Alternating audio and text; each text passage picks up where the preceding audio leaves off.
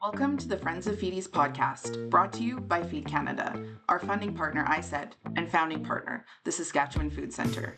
This show is all about celebrating the incredible journeys of female entrepreneurs in the agri-food and food manufacturing sector. We're here to dish out the secrets of success and serve up a side of inspiration along the way. We are the Feed program where dreams are made, businesses are born, and the agri-food world is your oyster. Let's dine together. Welcome back to the Friends of FEADies podcast, where we share real conversations with people supporting, building, and shaping food businesses across Canada. Today's episode is a little bit special for me because I'm joined by someone I work so closely with and who brings an incredible amount of expertise and perspective to founders every single day.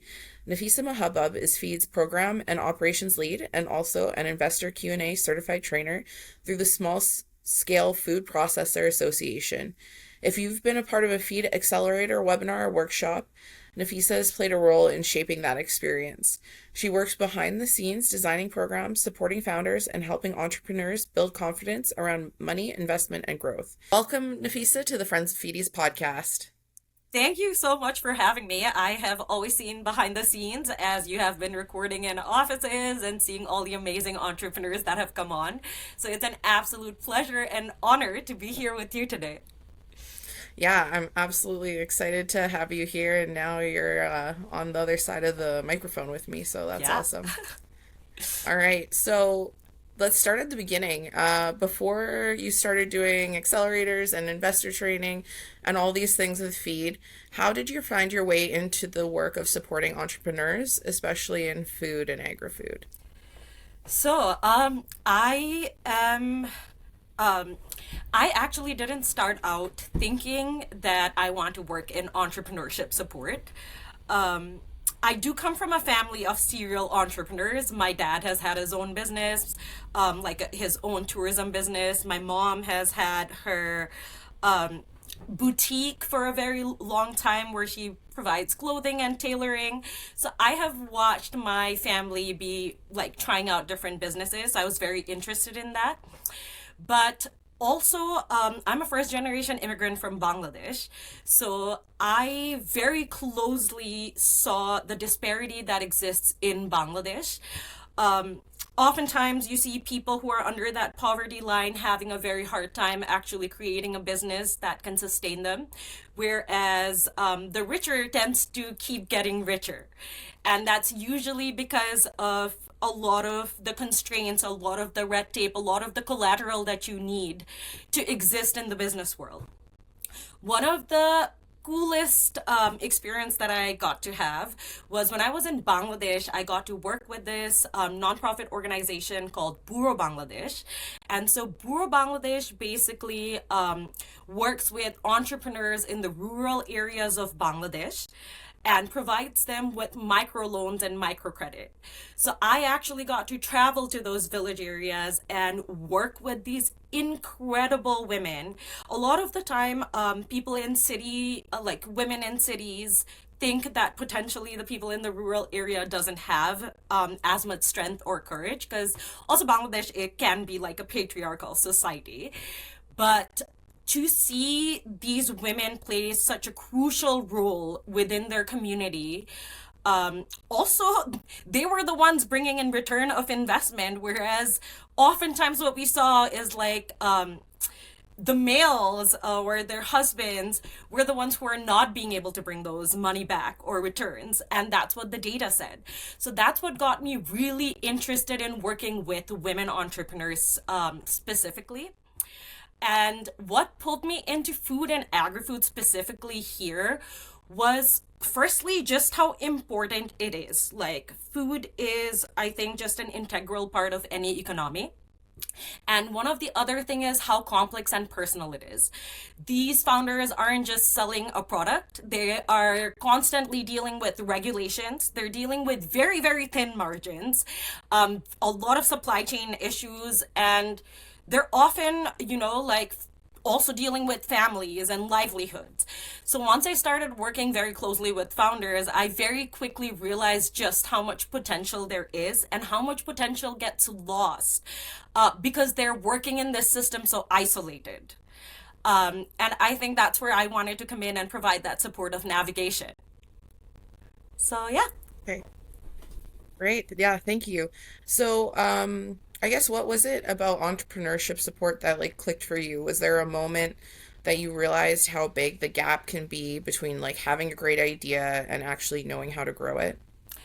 Yes. I don't think there was necessarily one single moment, but it was a pattern of what I kept seeing that a lot of times founders would come in with incredible products and a lot of passion. And that's something I definitely see a lot is a lot of passion.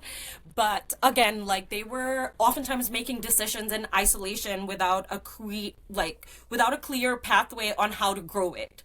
And so it's very easy to have for example like a cookie that your grandma left behind, a recipe, but it's also very important to know just how to grow that cookie or have like an exit strategy to how far it can go.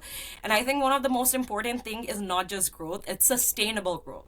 You can show up everywhere, but it could potentially not show up in your data or in how many products are being sold. So I think it's very important to have that intentional growth. And so I think that's where you come in, is we provide that clarity, we provide that confidence, and we try to provide, I guess, support that momentum that could shift by giving these founders the right tools and content. So yeah. Yes, yeah. So, speaking about content and stuff, one of the things that we offer is accelerator programs. We've got one coming up.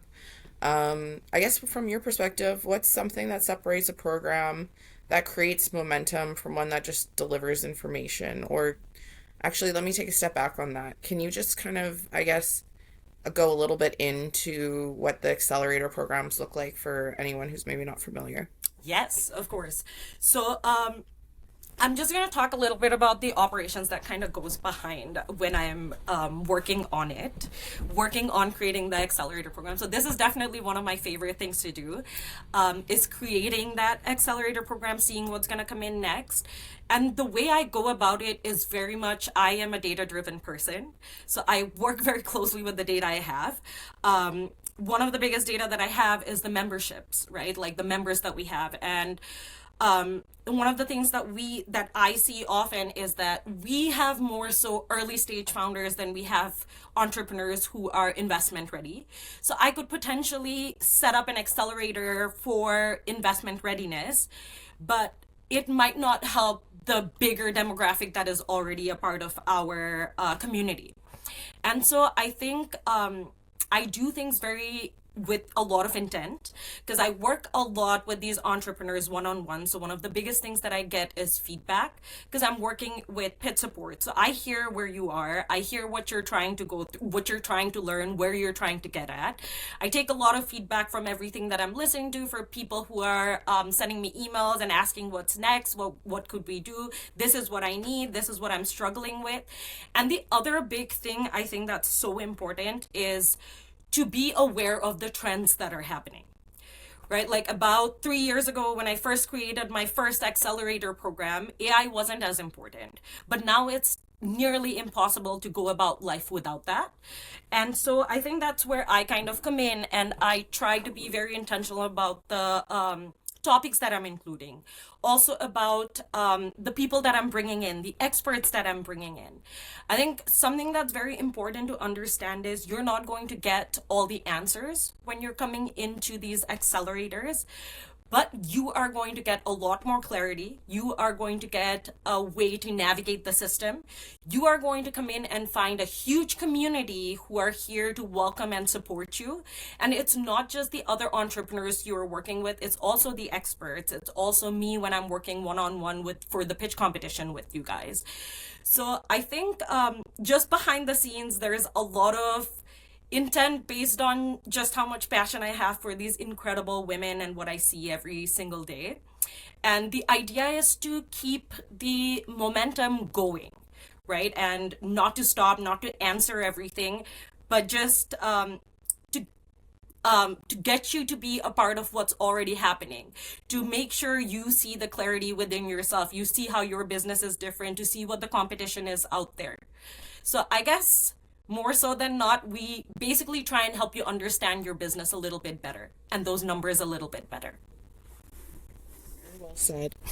Um, so for context, like between both of us, like we've worked with hundreds of founders across different stages of their businesses.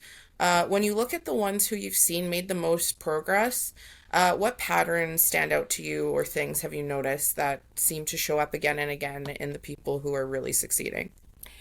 I think intent. I think there is a lot of intent there. There's a lot of sustainable growth, a lot of consistency.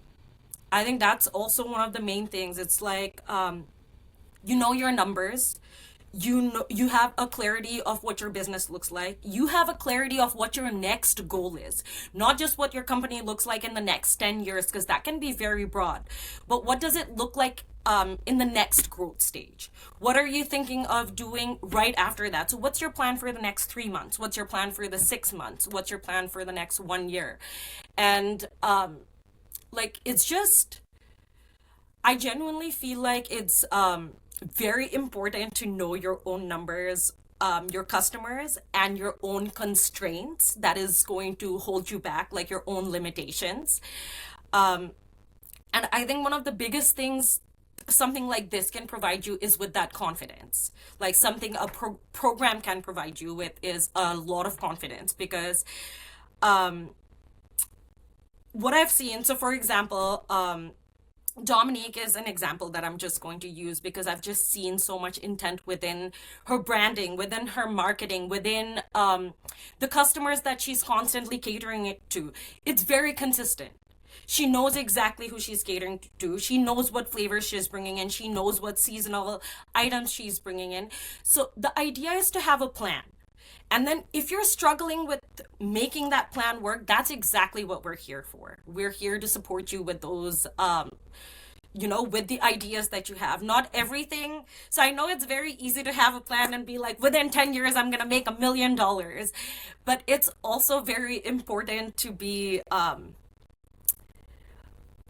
guess, trying to find the right word for this. Grounded. And truly, I think it's important to be a little bit more grounded and truly understanding what it looks like based on the numbers and not just based on an idea. So, sustainable growth is very much where you are aware of what you're doing right now, how you're making money right now, and how you plan on growing that money. So, I guess that. Yeah, yeah, absolutely. Okay, and then so now let's look at the flip side of that. What do we see kind of holding founders back even when they have a strong product? What are some of like the common pitfalls that we see or like maybe mistakes?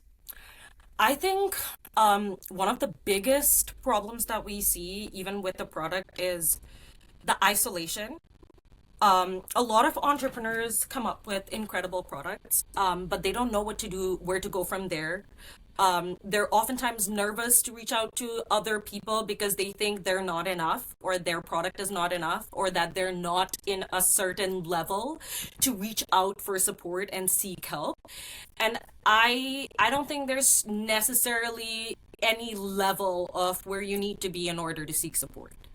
um, you have a great idea in mind, reach out to me, reach out to you, reach out to the food center, see if there's a possibility of making that feasible, right? Like, we can connect you to the product development team. The food center works directly with you in supporting those growths.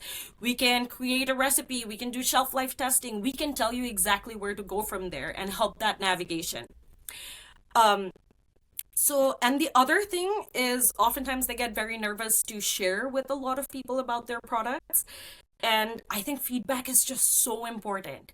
You are never gonna be better if you don't take in feedback. Like, it's so important for an entrepreneur to be adaptable because it's very easy for your family to come in and say, oh, this is great, I love this product. But you are only going to face reality when it's people who don't know you, who genuinely don't care about you, but they're still willing to try the product. They're going to be very, very honest about you. So, like farmers market, going out there, showing your product, just ask questions. It's there. When I say this, I genuinely mean it. There is a no stupid questions. Like, even if you feel like it's stupid, I swear those questions are being asked by so many other entrepreneurs. And the only reason they're moving forward is because they ask those questions and you're too scared to. So come seek help. Love that. Okay, so let's look at someone who's maybe a little bit early stage in their business. What's something you think they should be focusing on before they're worrying about scaling?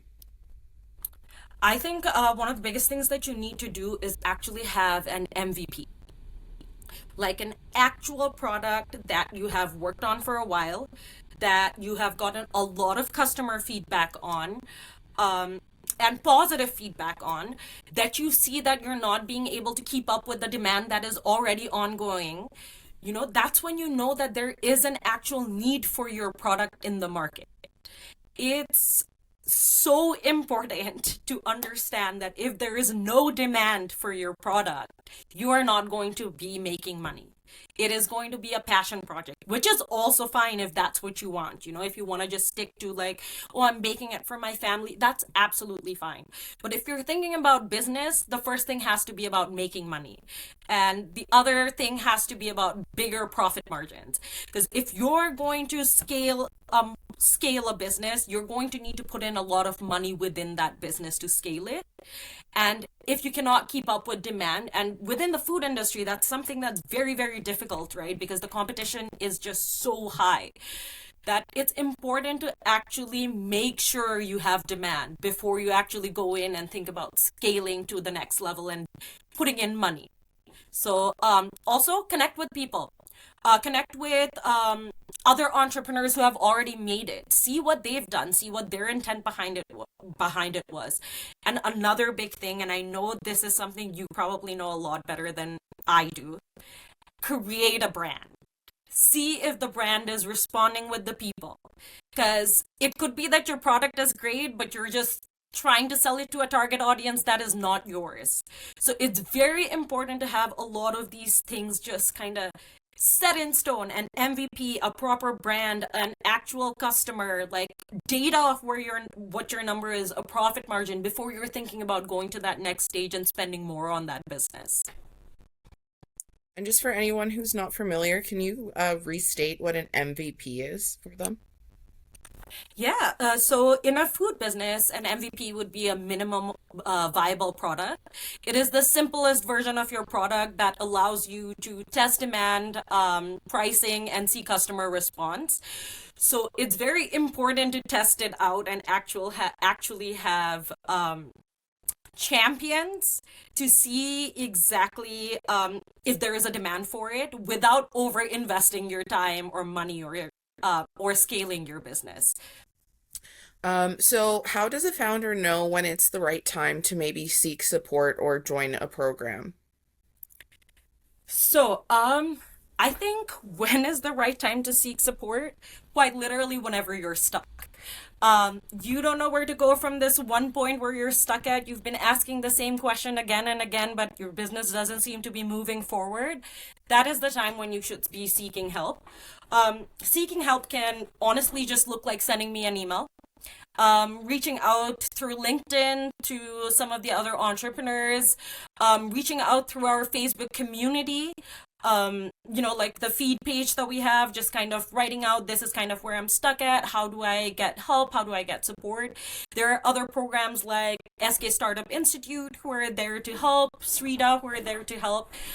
And for programs, so seeking support, I would say, is very different. That's kind of literally when you're stuck. Versus programs, I think, is when you're truly just trying to accelerate your growth, accelerate or get that momentum going for your business. Because when you're coming into these programs, like I said, Very likely you're not going to have a lot of all of your questions answered, but what you are going to have is the opportunity to go through these workshops and create your brand and learn about how to have us like AI help as a second entrepreneur.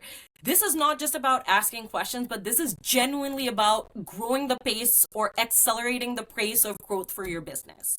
And so, obviously, look at the different accelerators. The very first one that we had was for early stage founders. So we had entrepreneurs who basically just had an MVP or even just a product idea who could come in, right? And who could learn about creating that brand and creating and developing that recipe. But the next one that we're having is a little bit more scaled up. So that's when you already have a product in your market. And now you're just kind of trying to see how to scale up from there.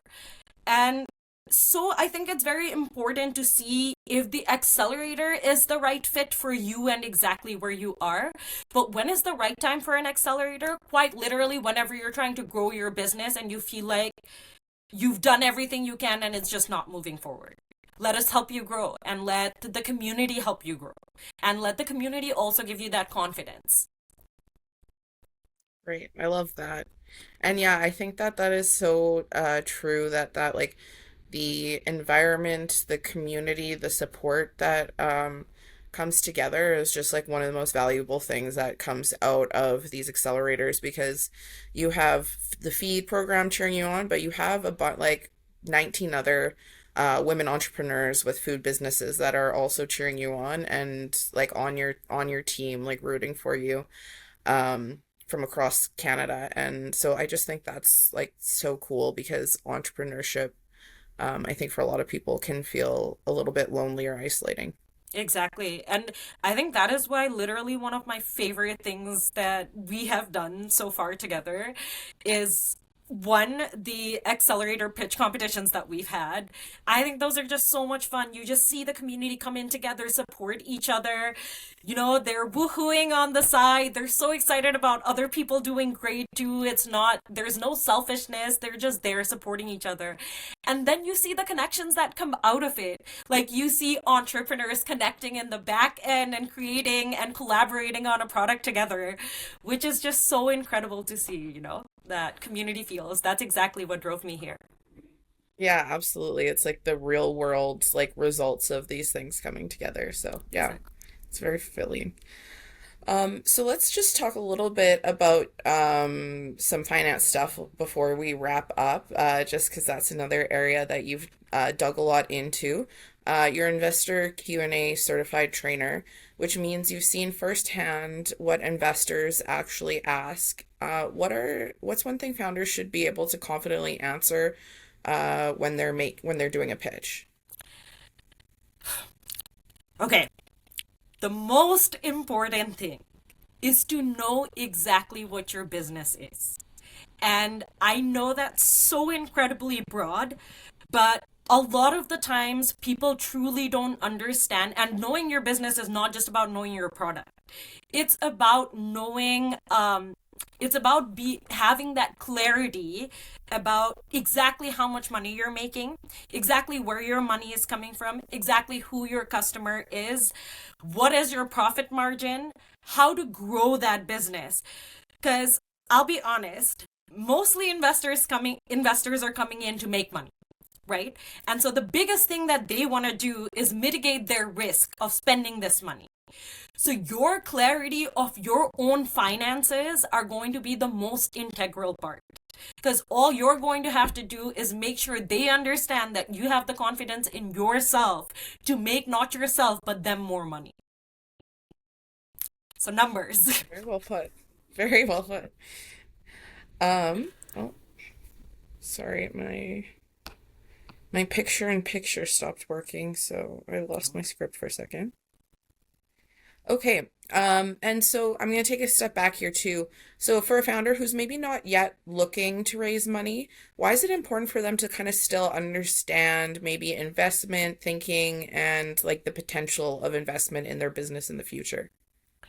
So I think even just without having the intention of having investment, what investment readiness, or whenever you're getting all your data sets ready, does is provides you with that clarity of what your actual business looks like. Um, like it helps founders be more intentional about growth, about the cash, about the trade-offs. Um, even if you don't raise the money, if you go through the process of actually creating all the financial data, I think it's just going to help you with your growth in the future. And you don't necessarily need to go to an investor, right? You could also just you can go and get a grant. This is also something that's going to help you win different pitch competitions. And trust me, pitch competitions is one of the greatest ways of getting free money per se. Right? Like they're giving out money, there's $10,000, $3,000. That's great money coming into the business without having people get your shares.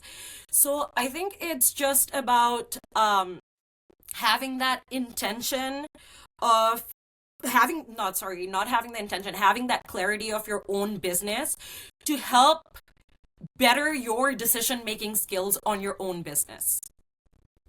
Yeah, excellent.